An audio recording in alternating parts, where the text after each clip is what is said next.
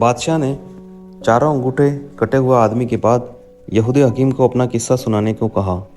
बादशाह का आदेश मिलते ही यहूदी हकीम ने कहा कि मैं दमिश्क नगर का हकीम हूँ।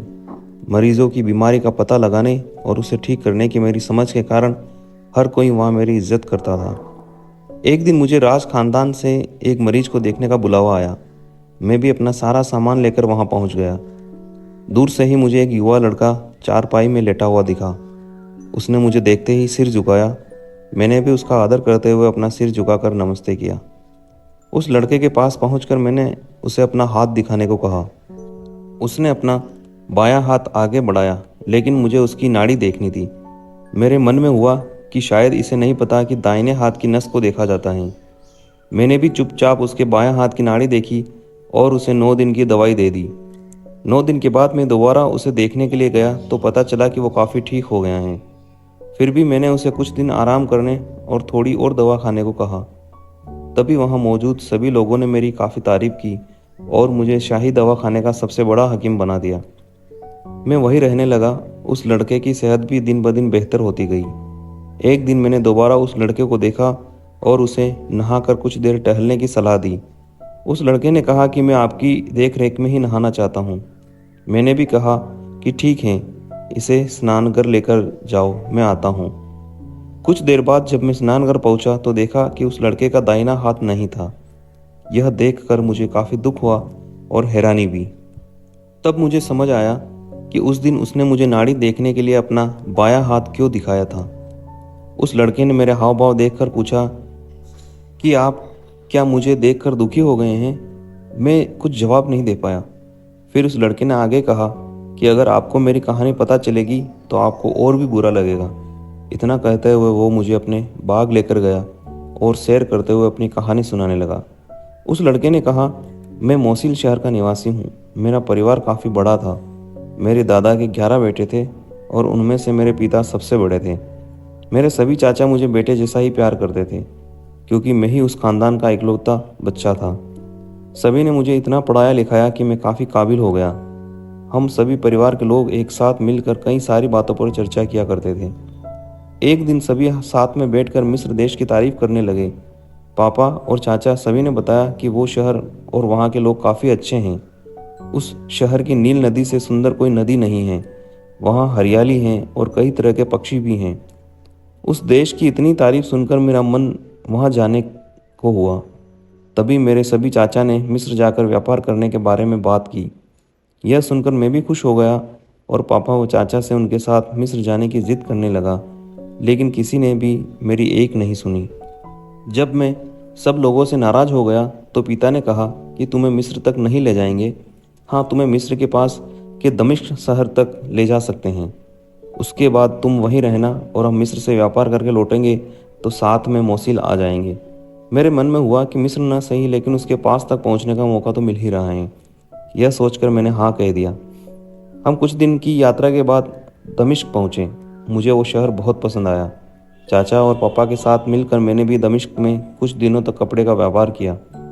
कुछ दिन साथ बिताने के बाद पापा और चाचा मुझे व्यापार में हुए मुनाफे की कुछ रकम देकर मिस्र चले गए और उनका इंतज़ार करने को कहा। मैंने भी उन पैसों से एक अच्छा मकान किराए पर ले लिया और सुख सुविधाओं के साथ रहने लगा। घर के काम काजों में मदद के लिए कुछ सेवकों को भी रख लिया था। तभी एक दिन नकाब पहने एक लड़की मेरे उस किराए के घर में आई। उसने दरवाज़ा खटखटाया और सीधे घर के अंदर आ गई। उसने मुझे कहा कि मुझे काफ़ी भूख लगी है, कुछ खाने को दे दो। मैंने घर में मौजूद सेवकों से उसके लिए खाना लाने के लिए कहा। उसने भरपेट भोजन खाया और वहीं रुकने की बात कही। मैंने उसे मना नहीं किया और रात भर उससे बातचीत की। सुबह होते ही उसने मुझे कुछ रुपए दिए और जाने लगी। मैंने कहा कि मुझे पैसे नहीं चाहिए। उसने कहा कि वो मुझे दोस्त मानती हैं और कल भी आएगी, लेकिन उसके लिए मुझे पैसे लेने होंगे। मैंने दुखी होकर उससे पैसे लिए। अगले दिन वो दोबारा आई। कुछ दिनों तक ऐसा चलता रहा। एक दिन उसने मुझसे अचानक पूछा कि क्या तुम मुझसे प्यार करते हो? मैंने उसकी तरफ देखते हुए कहा कि तुम काफ़ी सुंदर हो और तुम्हारा स्वभाव भी अच्छा है, इसलिए मैं तुम्हें पसंद करता हूँ। मेरी बात सुनकर उसने कहा कि मेरी बहन मुझसे भी अच्छी हैं, तुम उसे देखोगे तो तुम्हें उससे प्यार हो जाएगा।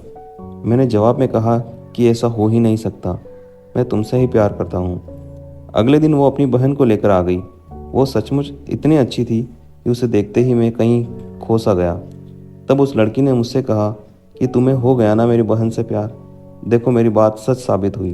भले ही मेरे मन में उसकी बहन के लिए प्यार की भावना आ रही थी, लेकिन मैंने उससे कहा ऐसा कुछ नहीं है। कुछ देर बाद उसकी बहन और मैं एक दूसरे को देखने लगे।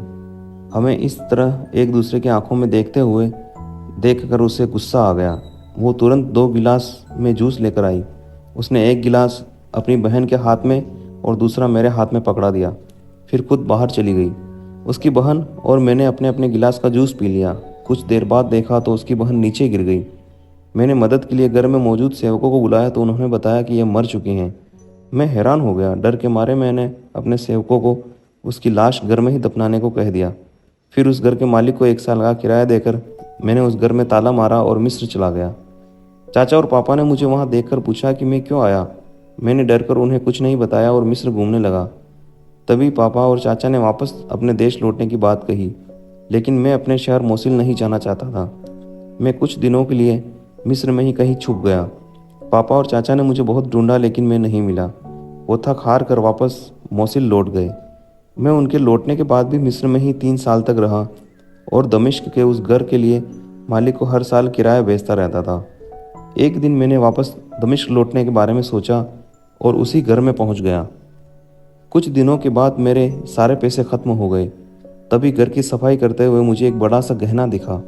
जब मैंने ध्यान से देखा तो मुझे याद आया कि यह उसी लड़की की बहन का है जिसे उसने जहर दे दिया था।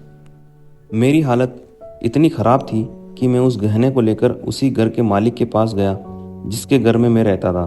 दरअसल वो जोहरी था। उसने मुझे कहा कि गहने में कई ऐसे मोती लगे हुए हैं जिनकी कीमत बताना मुश्किल है। इतना कहकर वो अन्य जोहरी से उसकी कीमत पूछने के लिए चला गया। सभी ने बताया कि उस गहने की कीमत 2000 मुद्राएं हैं, लेकिन किसी के पास इतना पैसा नहीं है।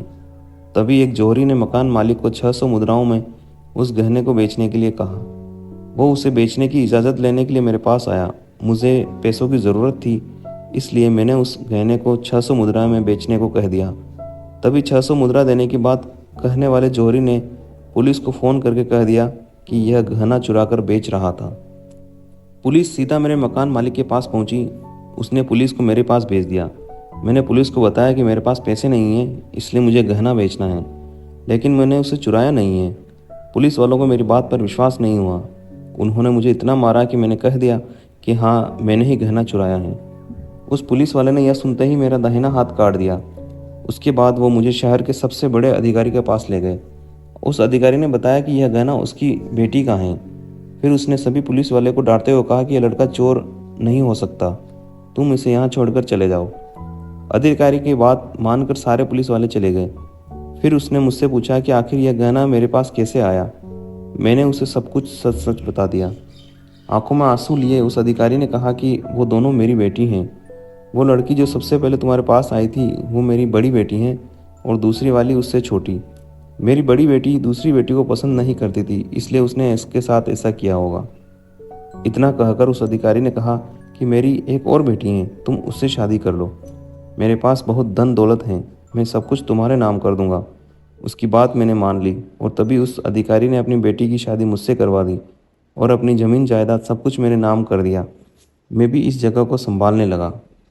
यहूदी हकीम ने बादशाह को कहानी सुनाते हुए आगे कहा कि उस लड़के की हाथ काटने की कहानी सुनने के बाद मैंने जब तक वो लड़का ज़िंदा रहा उसकी सेवा की। जैसे ही उस लड़के की मौत हुई मैं फ़ारस देश चला गया और वहाँ जाकर कुछ दिनों तक घूमा और फिर हिंदुस्तान आ गया। हिंदुस्तान आने के बाद घूमते घूमते बादशाह आपके शहर में आ गया और यहीं मरीजों की देखभाल करने लगा।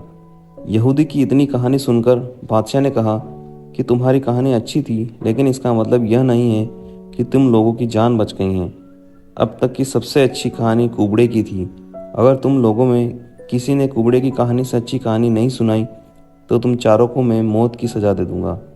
बादशाह की यह बात सुनकर दर्जी ने कहा, हुजूर आप मुझे अपनी कहानी सुनाने का मौका दें, आपको मेरी कहानी ज़रूर पसंद आएगी। अब दर्जी की कहानी जानने के लिए मिलते हैं स्टोरी के अगले भाग में।